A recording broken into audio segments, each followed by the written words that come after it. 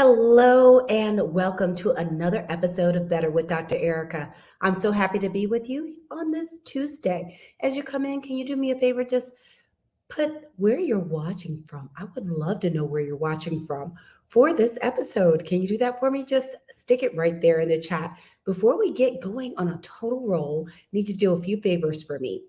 One is if you're watching this later, don't even worry about it. Just put hashtag replay in the comments. The next thing is if you know someone that needs this, you can share. Sharing is caring. Just hit that little button on the bottom. The other thing is you can tag people. So I just want to make sure that everyone hears this information because it is so important, especially given what we're dealing with right now. So today we're talking about 5 ways your body gives you clues about anxiety. You might be wondering why. But before we get to the why, in case you don't know me, I am your host, Dr. Ericka, Harvard-trained double board certified psychiatrist and integrative lifestyle coach. I'm on a mission to help you be better, do better, and live better. I do that through my adult telepsychiatry practice, my books, including Fix Your Fairy Tale, A Woman's Guide to a Great Life, Love, and Legacy, my speaking, and my podcast, Better with Dr. Ericka. I do all of that to help busy people like you that give and give and give, and you show up for everyone, but often don't show up for yourselves. I do this to help put you back in your life. So today I said we are talking about 5 ways your body gives you clues about anxiety. Part of the reason we're going to talk about this is, let me just lay out a little groundwork here, is there are a couple of different ways to look at anxiety. There are what we would call anxiety disorders, like generalized anxiety disorder, post-traumatic stress disorder, panic disorder, all kinds of other anxiety disorders. We have anxiety disorders, but you don't have to have an anxiety disorder to experience anxiety. And one of the things we have seen, and I'm sure you've seen it too, with all of the things going on, is that it's so easy to end up being anxious, even if you don't have an anxiety disorder, just by the pure nature that there's so much uncertainty between everything we've dealt with in the past couple of years with racial injustice, regular pressures of adulting, then along with, there's wars in Ukraine. We still have the pandemic going on. We recently had the debacle at the Oscars. There's just so many things going on.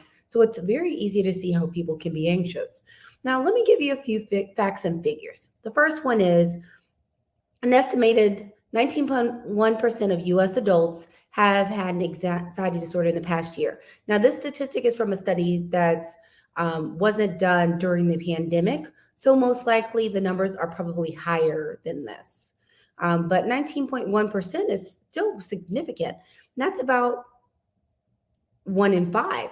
Now, key thing understand there's an anxiety disorder, not experience anxiety, because one of the things that's hard is because a lot of times these studies are looking at disorders or quantifiable illnesses, that they don't look at just who experiences anxiety at all.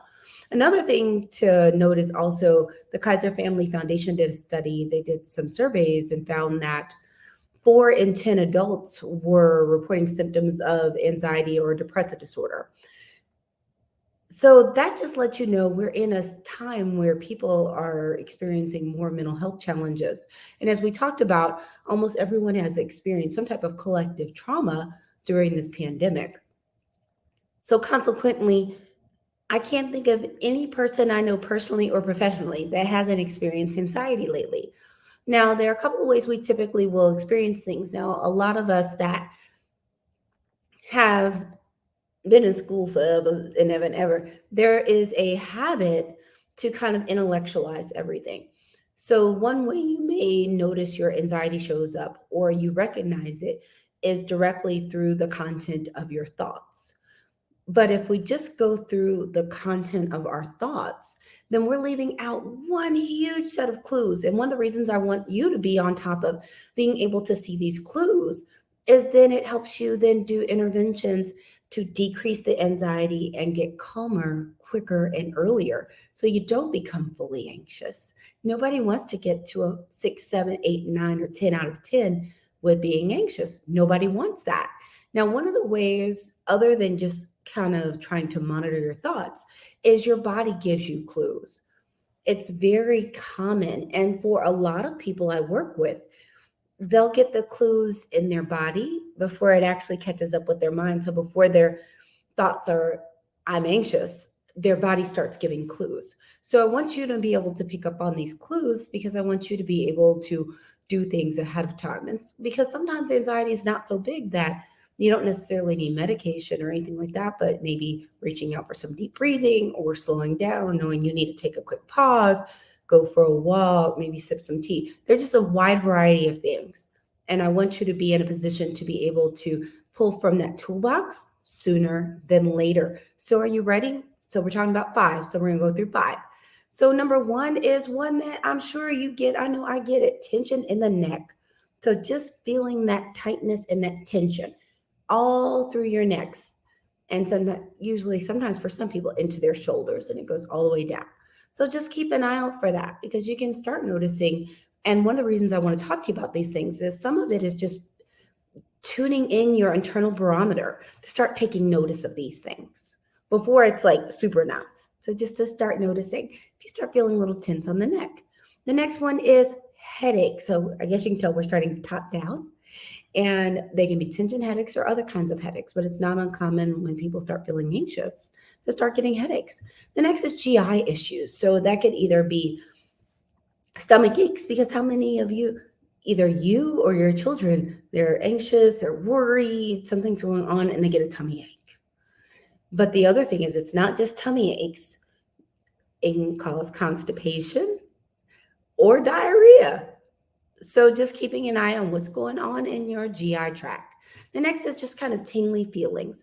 I look at it, it's kind of like that feeling of almost when if you get near static electricity and the hair on your arms. Sorry about that. I should have everything on Do Not Disturb, but what had happened is that electric feeling of stuff on your body, like when you get static electricity and the hair on your arm stands up, just that kind of tingly feeling anywhere, almost like there's a little electric charge or it's just prickly. The next is tightness in your chest. Sometimes when you get anxious, you can feel tightness. I'm sure we've watched TV and they always talk about someone thinking they had a heart attack and they had a panic attack. But anxiety can also show up as tightness or pain in the chest. Now, today I'm not going to do a whole session on determining if your chest tightness is anxiety or if your chest tightness is a heart attack. I just don't have the time today. So the last one, we're on a bonus, is feeling warm or flushed. So sometimes you'll just start noticing feeling warm, or your face starts getting red or pink, or you could just feel that heat in your face. And that's something else to keep an eye out. So I just wanted you to have some tips and some clues to be able to kind of sense when your anxiety is starting so that you can do something ahead of time. Again, this is Dr. Ericka. I'm so excited for you to be here. Again, if you know someone that needs this, please tag them. Also, if you know someone that needs this, you can share. And also you can hit replay, put replay in the comments if you are watching later. And if you have any questions or comments, please stick them in the comments. And as we said before, let me know where you are watching from. So I'm so excited to have you. We're going to do a quick rundown and get you out of here. All right. So we're talking about 5 ways your body gives you clues about anxiety. So we're talking about the ways your body lets you know.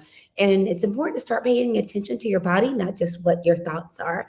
It gives you clues. And a lot of times, as we said, it gives you clues before your mind catches up. Neck tension. Number 2 is headaches. So we're talking about the head. We talked about GI issues. So tummy aches, diarrhea or constipation, tingly feelings, or feeling like that kind of electric charge from static electricity, tightness in your chest, and the last bonus was feeling warm or flushed. So now you have it. You have some tools to start paying attention to your body so that you can use all this data that you're getting so that you know if you need to do something just to help you feel better before you get super anxious. Sound like a plan? See, now you're armed with some really good info. But let me just wrap up here. Thanks for coming. If you don't know me or you hopped on late, I'm your host, Dr. Ericka, Harvard-trained, double board certified psychiatrist and integrative lifestyle coach. I am so passionate about helping you be better, do better, and live better. I do that through my adult telepsychiatry. Scrolling below, my books, my speaking and my podcast, Better with Dr. Ericka. I do all of this to help busy people like you who give and give and give. I do this to help put you back in your life. So if you're interested in some quality telepsychiatry, or you're wondering, is your anxiety on the edge, or if it's to the point where you need something more than some audiobooks and a few things on the internet, go to AskDrGoodwin.com. I do have availability. The next thing is we always talk about Tuesdays are my day. Tuesdays, I come on and share this time with you for Better with Dr. Ericka. I did that backwards. I share the time with you with Growth Groove with Dr. Ericka, but then my podcast drops Tuesday mornings. So Better with Dr. Ericka comes out on Tuesday mornings. You can find it on all major podcast platforms, including Google Podcasts, Audible, Apple Podcasts, and Spotify, or you can go to betterthepodcast.com. Really excited about this week's episode. Let's see if we can pull it up for you. Yes. It features Reginald Quarles, the owner of Teatopia, which is a Black-owned tea shop that is lovely in St. Louis, Missouri. We talk about tea and building community, so it's not just about tea. You don't have to be a tea drinker to enjoy it. But I want to encourage you and invite you to check out the podcast. And if you like what you hear, if you can do me a favor, rate, share, and review it. Can you do that for me? The next thing is I want to just say thank you for taking time out of your busy day for me.